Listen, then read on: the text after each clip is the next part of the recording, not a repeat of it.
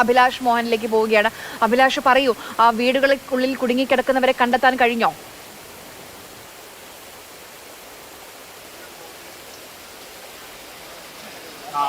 അതിനുള്ള ശ്രമങ്ങൾ പുരോഗമിച്ചുകൊണ്ടിരിക്കുകയാണ്.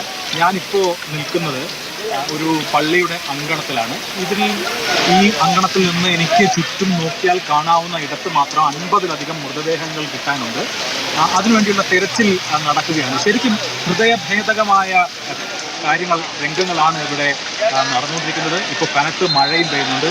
അല്പസമയം മുമ്പ് എന്നോടൊരു ചെറുപ്പക്കാരൻ വന്ന് പറഞ്ഞു, അയാൾ ഇന്നലെ രാത്രി തൃശ്ശൂരിൽ നിന്ന് വാഹനം കയറിയതാണ്. തൃശ്ശൂരിൽ നിന്ന് ഇപ്പോൾ കുറച്ച് മുമ്പ് ഇവിടെ എത്തിയതേ ഉള്ളൂ. ഒരു സ്ഥലത്തേക്ക് ചൂണ്ടിക്കാണിച്ചിട്ട് പറഞ്ഞു, ഇവിടെ എൻ്റെ വീട് ഇവിടെയായിരുന്നു. ഈ മണ്ണിനടിയിൽ എൻ്റെ അച്ഛനും അമ്മയും ഉണ്ട്. ഇപ്പോൾ രക്ഷാപ്രവർത്തകർ അവിടെ തിരയാൻ തുടങ്ങുകയാണ്. അവരുടെ മൃതദേഹം ലഭിച്ചിട്ടില്ല. നേരത്തെ ഞാൻ സൂചിപ്പിച്ചു, സുദേവൻ പൂർണ്ണമായും തകർന്ന നിലയിലാണ് രക്ഷാപ്രവർത്തകർക്ക് കണ്ടെടുക്കാൻ കഴിഞ്ഞത്. തൊട്ടപ്പുറത്തെ വീടിന്റെ അവസ്ഥ സമാനമായ വിധത്തിലാണ്. അത് ഞാൻ ഈ നിൽക്കുന്ന ചുറ്റുവട്ടത്തിൽ തന്നെ ഇനിയും ഒരു 50 പേരുടെ മൃതദേഹങ്ങളിലാണ്.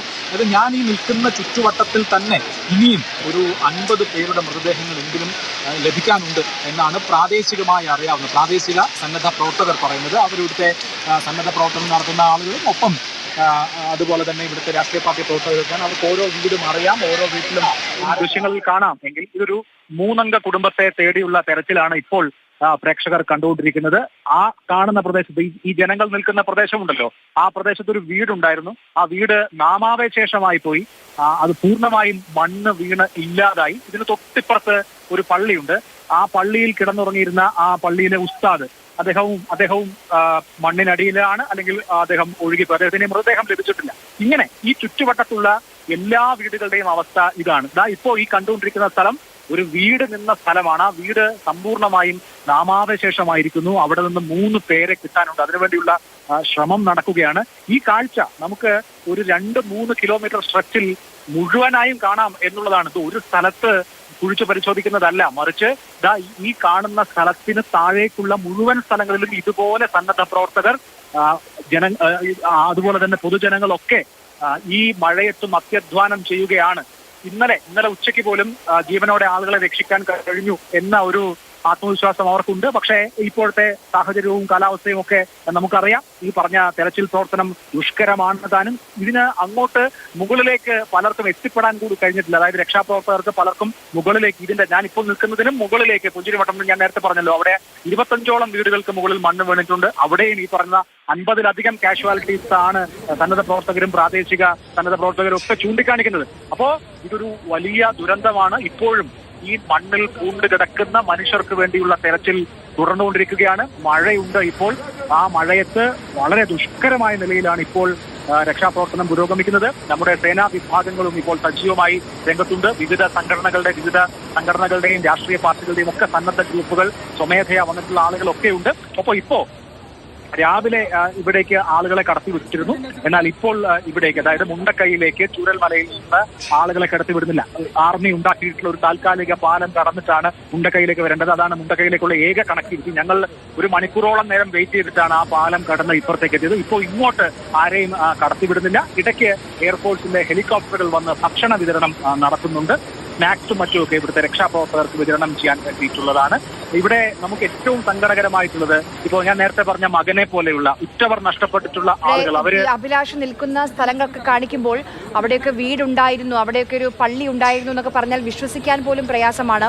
നേരത്തെ അഭിലാഷ് പറഞ്ഞതുപോലെ എത്രത്തോളം സങ്കടകരമാണ്. കാരണം ഒരാൾ വന്ന് പറയുകയാണ്, ഇവിടെ എൻ്റെ വീടുണ്ടായിരുന്നു, ഇതിനകത്ത് എൻ്റെ അമ്മയും അച്ഛനും ഉണ്ട്, അവിടെ നോക്കണം, നിങ്ങൾ തിരയണമെന്ന് പറഞ്ഞ് ഇപ്പോൾ മഴ പെയ്യുന്നുണ്ട്.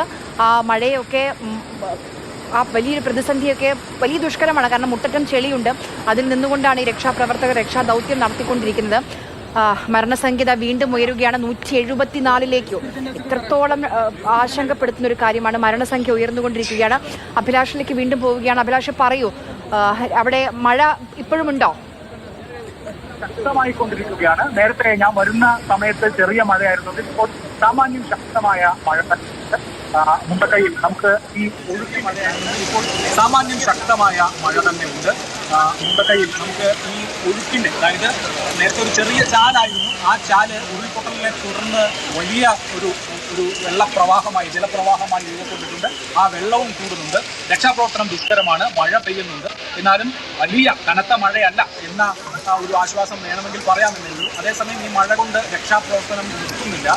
ചൂണ്ടിക്കാണിച്ചു കൊടുക്കുന്ന ഇടങ്ങളിൽ ഉച്ചവരെ ഇവിടെ എൻ്റെ വീടുണ്ടായിരുന്നു, എൻ്റെ അച്ഛനും അമ്മയും ഈ മണ്ണിനടിയിൽ ഉണ്ടാകും എന്ന് പറയുന്ന മനുഷ്യരെ ആണ് നമുക്കിവിടെ കാണേണ്ടി വരുന്നത്. അവിടങ്ങളിലൊക്കെ രക്ഷാപ്രവർത്തനം തുടരുന്നുണ്ട്. ഇവിടെ എങ്ങനെയെങ്കിലും പരമാവധി ആളുകൾ എത്ര പേരുണ്ട് എന്നുള്ളതിൻ്റെ കണക്കുകൾ പലയിടത്തും നമുക്ക് പറയാൻ കഴിയുന്നില്ല. 50ഓളം ആളുകൾ എന്ന ഒരു ഏകദേശ കണക്കാണ് ഈ മേഖലയെക്കുറിച്ച് പറയുന്നത്. ഇതിന് തൊട്ട് മുകളിൽ വേറെയും വീടുകൾ ഉണ്ടായിരുന്നു. ഞാനിപ്പോൾ ഇവിടെ നിൽക്കുന്നതിന് തൊട്ടപ്പുറത്ത് ഒരു കാർ പോർച്ച് മാത്രം കാണാം. ആ കാർ പോർച്ചിനോട് ചേർന്നുള്ള വീട് സമ്പൂർണ്ണമായി മണ്ണിനടിയിലായി. ആ വീട്ടിലും 3 പേരുണ്ടായിരുന്നു. ഒരു കുട്ടിയും ആ കുട്ടിയുടെ അച്ഛനും അമ്മയും 3 പേരുണ്ടായിരുന്നു. ആ വീട്ടിലെ കാർ പോർച്ച് മാത്രമാണ് ഇപ്പോൾ കാണാൻ കഴിയുന്നത്. ഇവിടെ ഒരു മുസ്ലിം പള്ളി ഉണ്ടായിരുന്നു. ആ പള്ളിയുടെ ഒരു ഭാഗമുണ്ട്. പക്ഷേ ആ പള്ളിയിൽ കിടന്നുറങ്ങിയിരുന്ന ഉസ്താദ്, ആ പള്ളിയിലെ പുരോഹിതൻ മരണപ്പെട്ടിരിക്കുന്നു. അദ്ദേഹം മണ്ണിനടിയിൽ കൊണ്ടുപോയിരിക്കുന്നു. ഇങ്ങനെ ദുരന്തങ്ങളുടെ ഒരു വലിയ കഥയാണ്, ഒരു വലിയ അവസ്ഥയാണ് നമുക്ക് ഇവിടെ നിന്ന് കാണാൻ കഴിയുന്നത്. ദുരന്ത വാർത്തകൾ മാത്രമേ ഉള്ളൂ വയനാട്ടിൽ നിന്ന്.